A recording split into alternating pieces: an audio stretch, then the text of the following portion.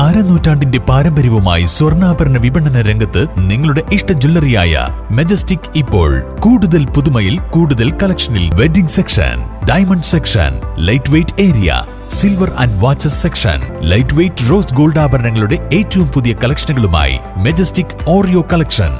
ഏറ്റവും കുറഞ്ഞ പണിക്കൂലിയിൽ മലപ്പുറം ജില്ലയിലെ number 1 jewellery majestic Jewellers, Thazhepalam, Tirur.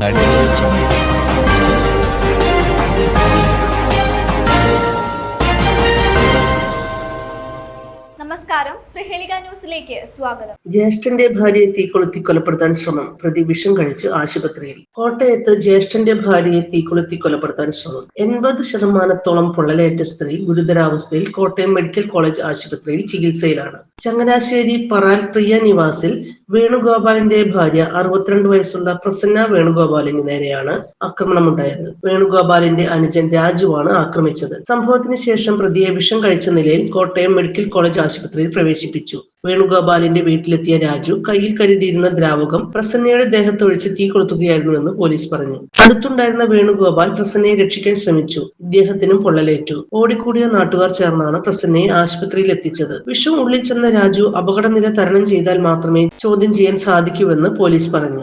രാജുവിന് വേണുഗോപാലിന്റെ കുടുംബവുമായി മുൻ വൈരാഗ്യമുണ്ടായിരുന്നതായും പോലീസ് പറഞ്ഞു. കുടുംബത്തർക്കവും ഉണ്ടായിരുന്നു. കോട്ടയത്ത് താമസിക്കുന്ന രാജു അവിടെ ലോട്ടറി കച്ചവടം നടത്തി വരികയായിരുന്നു. News desk, Prahelika news. കുഞ്ഞുകുട്ടികളുടെ മികച്ച അധ്യാപകരാകാൻ, സ്വദേശത്തും വിദേശത്തും ഒരുപോലെ തൊഴിൽ നേടാൻ, ലോകത്തെ ഏറ്റവും റെസ്പെക്ടബിൾ പ്രൊഫഷന്റെ ഭാഗമാകാൻ പഠിക്കാം. കേരള സ്റ്റേറ്റ് റൂട്രോണിക്സിന്റെ അത്യാധുനിക STEM Montessori teacher training programme. വനിതകൾക്ക് 20% ഫീസ് ഇളവോടെ പ്രവേശനം നേടാം. റൂട്രോണിക്സിന്റെ അംഗീകൃത പഠന കേന്ദ്രം വഴി ഇന്ന് തന്നെ രജിസ്റ്റർ ചെയ്യൂ.